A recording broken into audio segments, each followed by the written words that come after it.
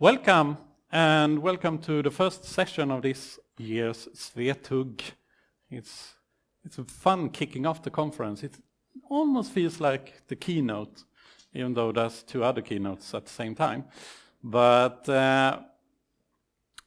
fun to see so many here.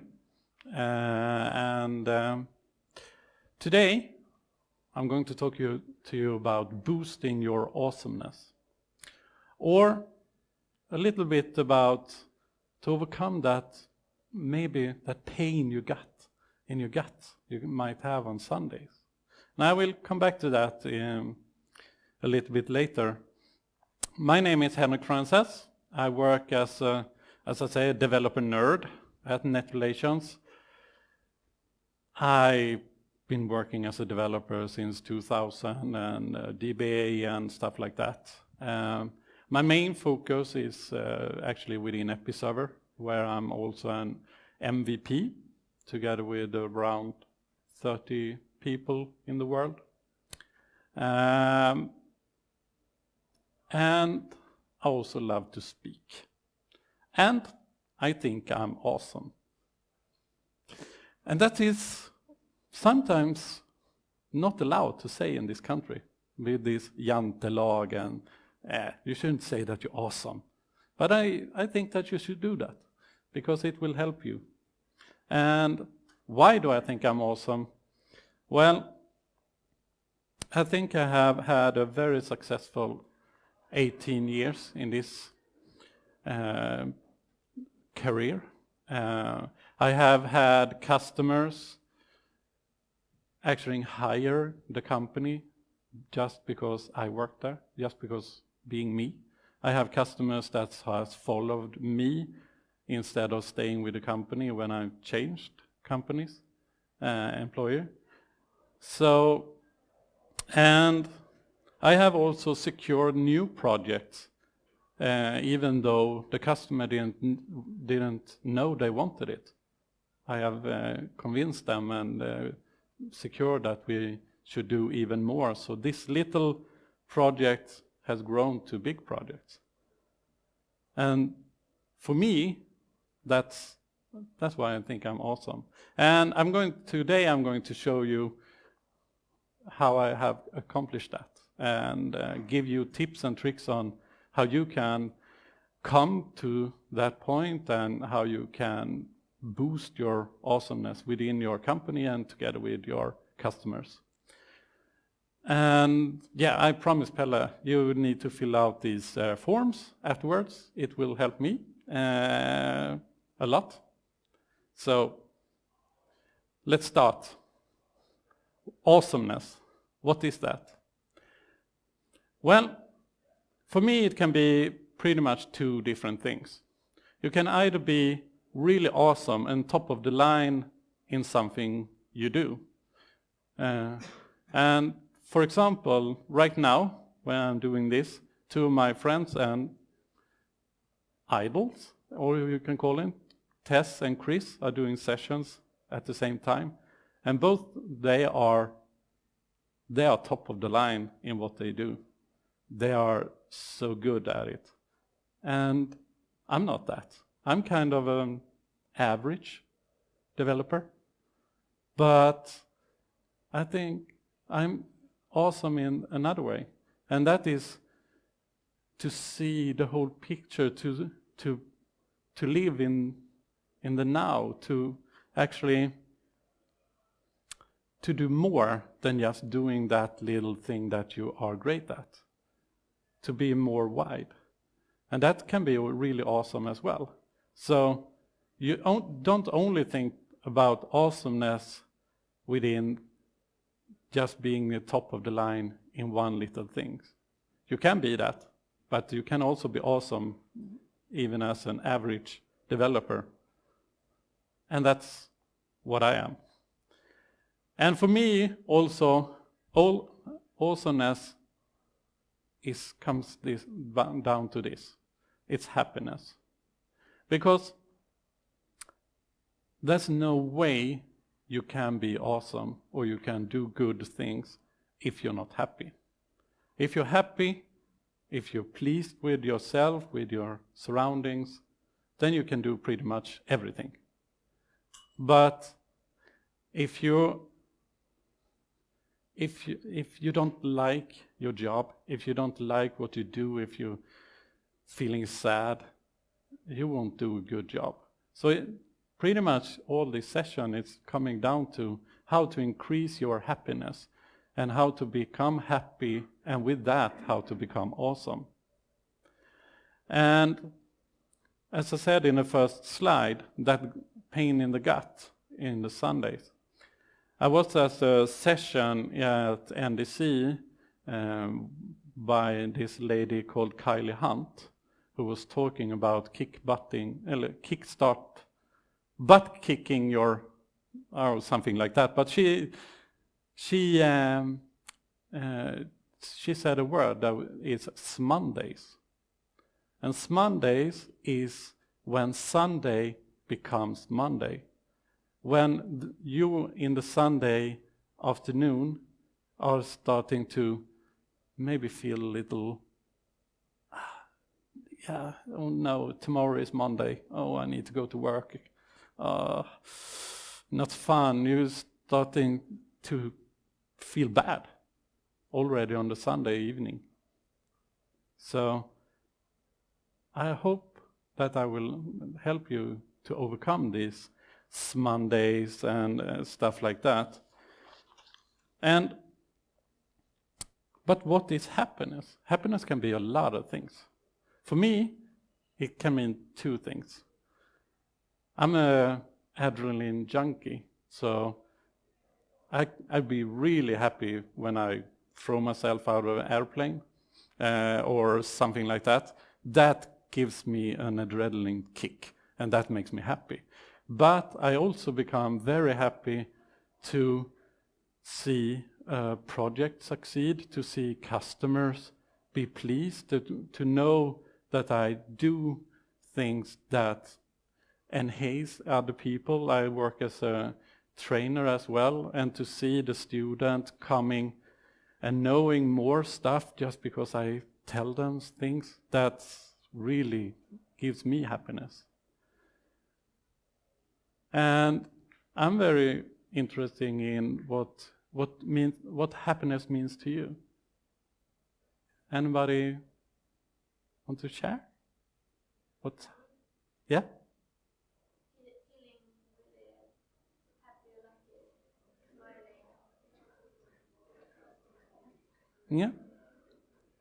That's good. And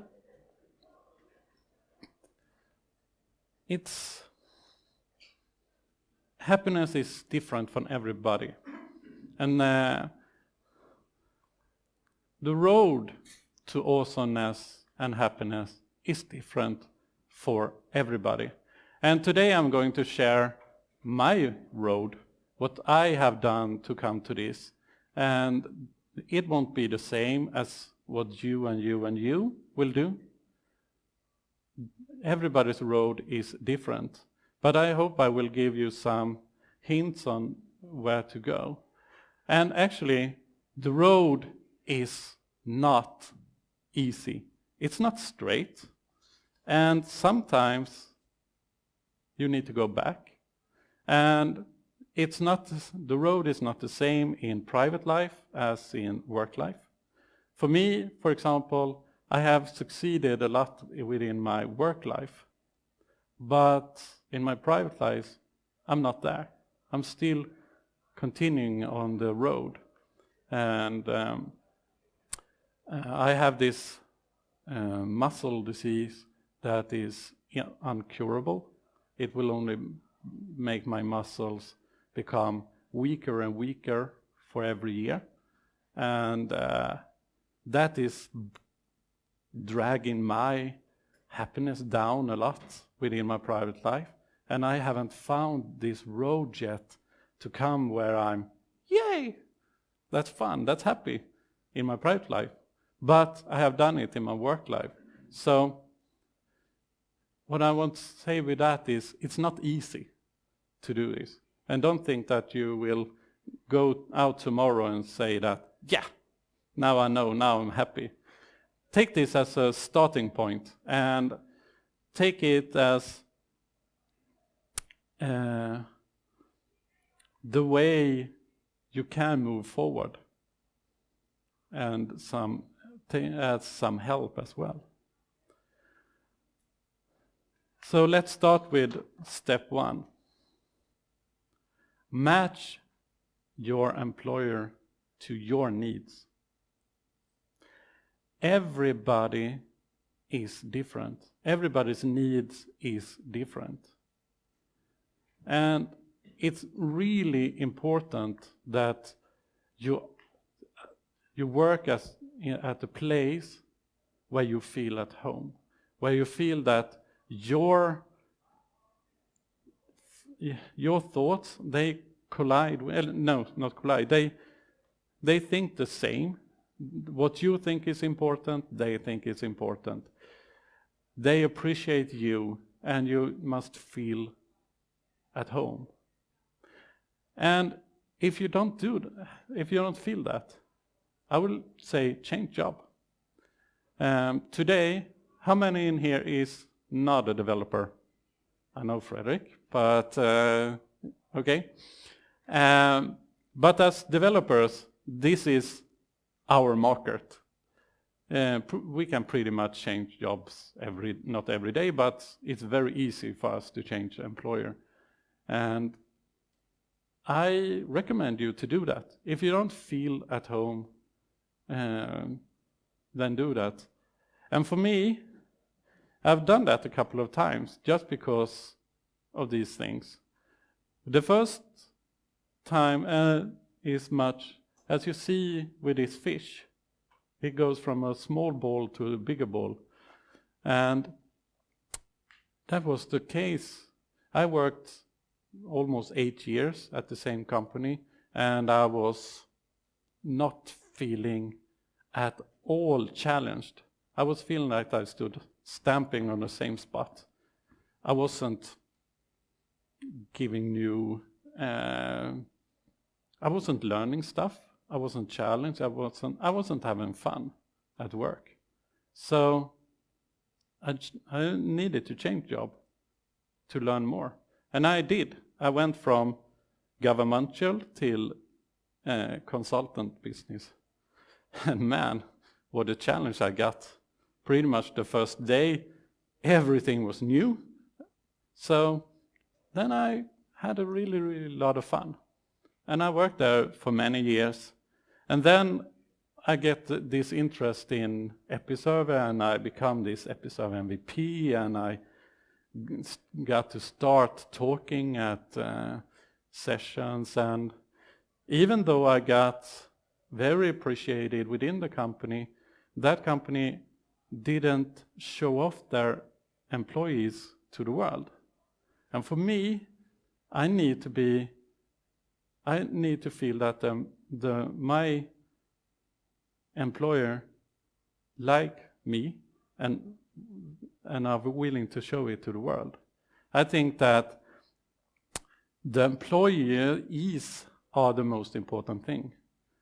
And when you hire a consultant, the one that's coming to the work, doing the work, is an employee, not the company. So I was feeling that maybe they don't appreciate me so much, or I didn't feel like home. So I changed job. And where I work now, every time a new employee starts, we put it out on Twitter, Facebook, and everything, and we say, wow, yeah, look at these great people working here. And of course, we lose people as well. And we might have customers following the people leaving the place. But that's life. And I'm feeling really, really at home now. It's feeling really good for me. So that is what's motivating me. And what's motivating you, that's the only thing, that you are the only one that can answer that. So, but I really would recommend for you to look inside and see, do I fit in? Do this company fit in with me? Or does it make me not as good? Can I be more happy somewhere else? And maybe change job, look into it. You don't need to be at the same place all your life. At the first place I worked, we had people going to pension and have worked there for 49 years. You won't see that in the IT business. 10 years is a lifetime in IT business. So I recommend you to really match your employee to your needs. And the other thing, and this can be quite hard, try to make every little task interesting. If you go to work and you end up doing support that week, and you got this little ticket in, you should just do that little thing. You might think, oh, this is boring. Oh, why should I do this?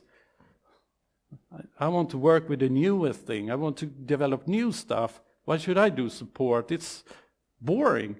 If you start to think like that, it will become boring. If you instead try to figure out, why do the customer want this? Why should I do this? How does this fit in with everything else? You might start to see, okay, this little boring stuff can be really interesting. And then it becomes more fun doing it. And it's not easy to do that for everything, but I have noticed, for me at least, is that when I start to make everything interesting, then it comes to be more fun. And I like do support, because that's also a kind of new development. And I know a lot of a developer hates doing support and doing just taking in what the customer needs. They will always want to do the latest stuff. But try to see all the tasks in a more wider way. Try to see where it fits in. And maybe, I don't know if this is true, but I've heard that John F. Kennedy visited NASA one time, and he walked around, and then he asked this cleaner what he was doing. And the cleaner's answer was, I'm helping to put a man on the moon. And for him, that made his work more fun, more interesting, because, of course, he was only cleaning some place, but if he wasn't doing that, everything will fall apart. So everything is important. Even every little task is important if you just see it in this more wider way. And that comes into this. Try to think wide and see the whole picture. And I'm talking about small task within a developer, like this sprint. For everything, don't just do things. See where it fits in the whole picture. If you're putting this little thing out on the web page, then try to think, why should we put it there? How does it help the end customer? How does it help the customer? How does this fit in the whole picture? Because as to see whether a task is interesting, this is the way for you to feel better about doing stuff. Because when you see where your little thing fits in the bigger picture, then it gives you more. And then you feel that you're helping the customer earn more money. Maybe it's that. Or you're helping the customer get more people to their site, or anything else. And that's one thing about seeing the whole picture. Another thing is to not only see what you are doing, but look more into the company or where you're at. For example, I was hired as an architect to set up this Episerver architecture in the cloud for a really, really big company where they have sub-companies in different countries and stuff like that. And I started to do my work, then I started to widen my vision, and I noticed, but they have an Episerver site there, and that company, and they have it there, and I started to ask, do you know where all your licenses are? No, they didn't have any clue with what happened within all the other firms, sub-companies and other countries. So I actually ended up spending a month collecting this information, putting it together, to make one approach against Episerver with the licensing. That was not what I was hired for, but that was one of the things the customer was most pleased with afterwards, because nobody had the knowledge, the interest in doing that. So that ended up with them having this huge trust in me. So when we looked at doing another project, one of the bosses was not in the meeting. And when we asked why, he said, no, Henrik is there, so I don't think I will be needed. So that shows how much trust you can build up at your customers if you are able to not just do that little thing you're hired for. You will spread your vision, you will look into their needs, and you might very much see something they don't know that they need to do. And if you do that, you can secure new projects. Because when you have the trust, you can say, but we should do this also. And that was what's happened with that customer.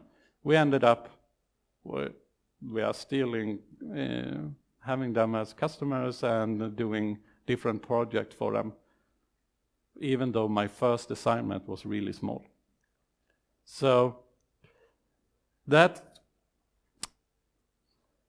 is a really good way to be more awesome in a wider way. You become awesome to your customers and to your employee because you're securing new projects. And it's more fun as well, even though maybe looking into where all the licenses is wasn't the most fun thing to do. The end result was really fun. And when doing so, this is really important. And this can be really hard. To say no, I have had really much problem with saying no. When I grow up, the key thing for me was to please everybody else and never say no. So when I started to work, people took advantage of that. So they used me because they know, no, Henrik, he's never said no. And that ended up with me doing my work and 2 other people's work. And that gave me a lot of stress.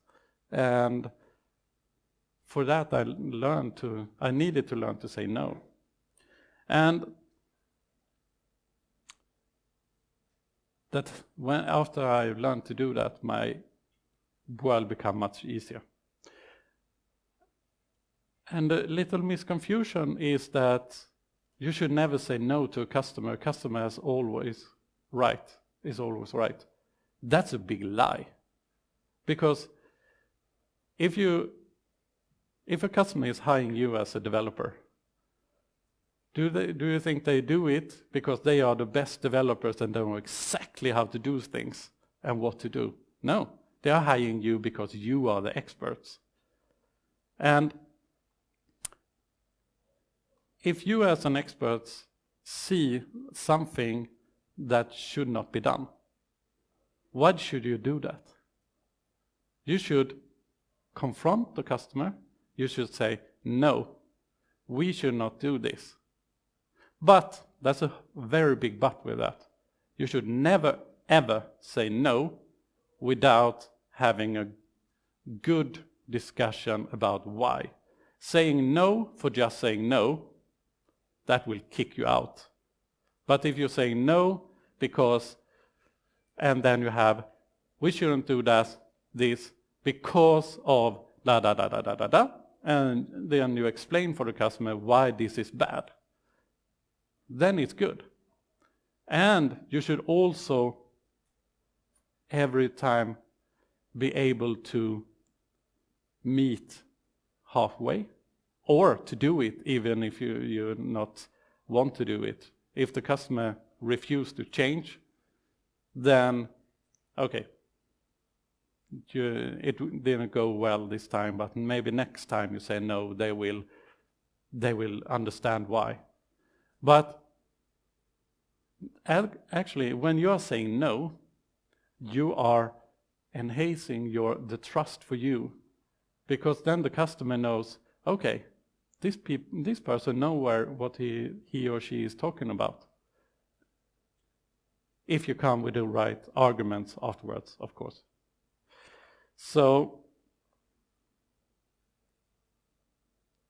saying no is good. And giving feedback to customer is good, but you need to do it in the right way. You should always be constructive in your criticisms. You should never say no, you should never be just, you're stupid, blah, blah, stuff like that. Of course not. But you need to learn how to say no. And that's a guy called Adam Grant, who has this Twitter account, and he talks a lot about how to give feedback and constructive criticism and stuff like that. So I encourage you to look at his tweets, because they are really, really good to read and really interesting stuff. And then it comes to this point. And this is to always be honest. And to never, ever lie. And for me, I'm a horrible liar. I've never been. I thought I could lie to my mother and father in my youth, but when older, asking them, they knew everything. They knew when I had been drunk the first time, even though I tried to lie about it. So I'm a horrible liar. And I don't like lies. I like being honest. If I do something wrong, if I put a bug in a system, if I lie about it being me, what do you think will happen when my co-workers within this source control system can see, no, that was you putting it, and I go, no, I can never do wrong, I'm the best. They will totally lose trust in me. And the same thing is with customers. If I start to lie to customers and they figure it out, they won't have any trust for you, or for me. And if I was that customer, I will kick that consultant out the next day. Because if I have people working for me that are lying to me, no, that's really, really bad. So always be honest, but there comes a but with that as well. There are things called white lies, or not telling the whole truth. And that is important. There's no reason for you, if you, for example, if your customer's website is crashing, there's no reason for you to tell exactly who did that or why it happened. You should say that, okay, it was a bug in the system, we are fixing that, we are putting together a solution for this. You don't need to go and say, oh, it was that guy who was a little bit hangover when he was doing that. There's no reason for doing that. The customer won't, he ignore that. But so not telling the whole truth is not the same as lying. You still you're still being honest, but you're not putting every little detail out there. And another thing about this is, coming back to the first slide about your employer, it's really, really important for you to work in a company that accepts failures. Because within this agile world, failure is learning. And there's a nice saying about fail fast, fail cheap, fail often. And I really believe in that. Because when you are failing, you're learning stuff. You learn that, oh, I shouldn't do like that. But it's really, really important for you to fail fast. And for you to be honest about it. Because if you try to hide it, and it ends up later in the process, it can be really, really expensive to fix. But if you're failing fast, and maybe if you are talking developer language, if you are doing tests, you will see that you will fail fast. And then that's no problem. So be sure that you work in an environment that accepts this, that accepts failures, and if your coworkers is failing or doing something wrong, putting a bug in the system or something like that, don't ever be ugly against them. Don't talk down to them. Say, oh, that's good. Then we have learned something. Now we're moving on. If you're saying to your coworkers, how could you do that? Even a junior developer wouldn't do that error. That's really putting that won't help you or your coworker. So try to enhance other people, try to help other people. And that's one more important thing in this environment where you work. To accept failures and to help other people. And for number 6, the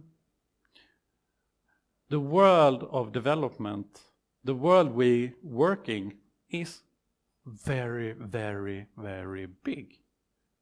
There's no chance that you can be great at everything. You can be good at much, or you can be great at a few things, but you cannot know everything. So we all have some limitations. And it's really important for you to try everything. For every task you got, you need to try it. But you also need to learn how long you should try before taking help. Because if you are spending 2 weeks and not getting any result at all, that won't be good for any project. If you are spending 2-4 hours and then you realize, I won't be able to solve this, I need to ask for help, then you will probably solve it in a couple of days if you have other people that knows this stuff. And for me, I have never been, I always felt like pretty much average developer, and I never tried to make myself be better than I am. So I know my limitations, and I have taken help with co-workers and actually other firms. For example, Chris, who's doing the session upstairs, we work together as a company, and he is really, really good at security. He is the OWIN master and stuff like that. And I was going to implement this pretty advanced login services for a customer. And I realized, okay, I can do it, but it will take me a month. And the end result will be, it will be okay. And so I convinced the customer to say, hey, I got this coworker, Chris Clark, who is really great at this stuff. We should bring him along in the team. And they accept that. So I said to the customer, I'm not good at this, but he is. Let's take him in. And the end result we got was really good. And he continued with different other projects within that customer.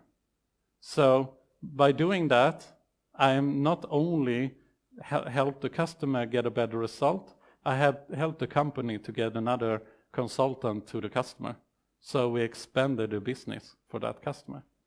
So it's not only helping you to take help, it's also helping other people.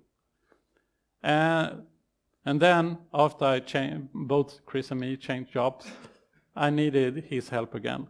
And I convinced the customer to do it. And I bring him along. And he did this really good solution that we are still using. And the customer went great because we did it in 2 weeks instead of 2 months. So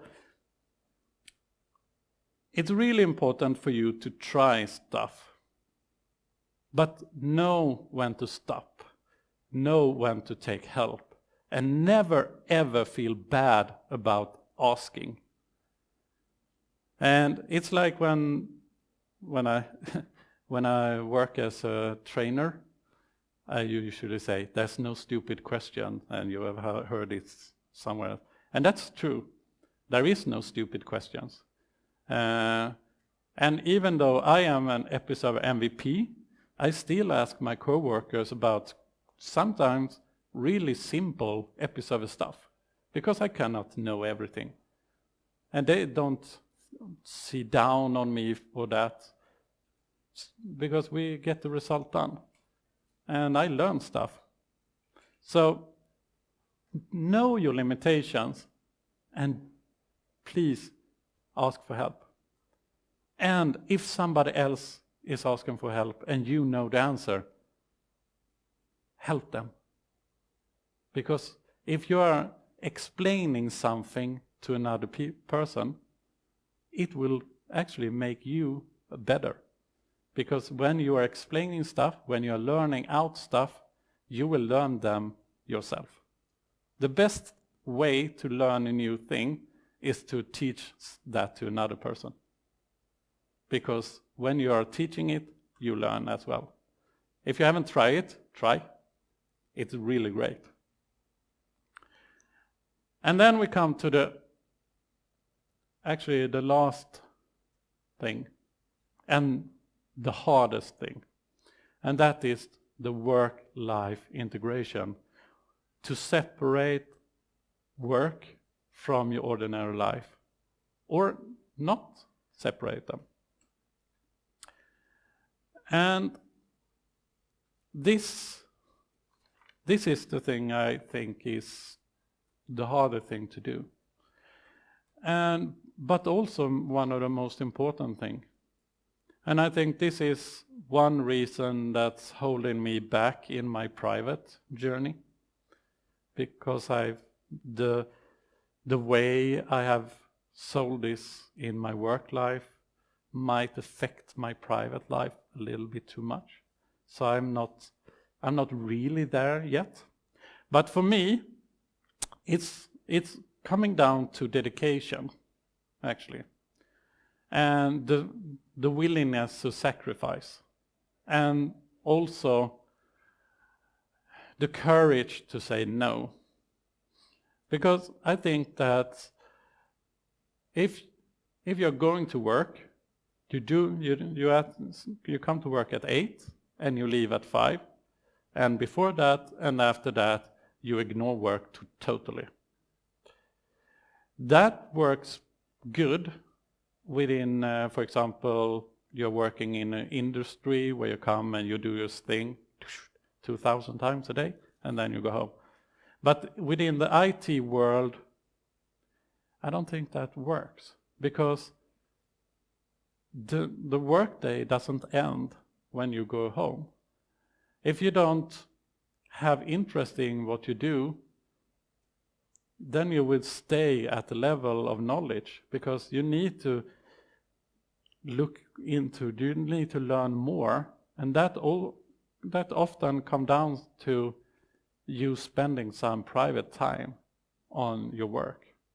And also, you need to know, you shouldn't always look at your phone and answer job mail 24/7 hours a day.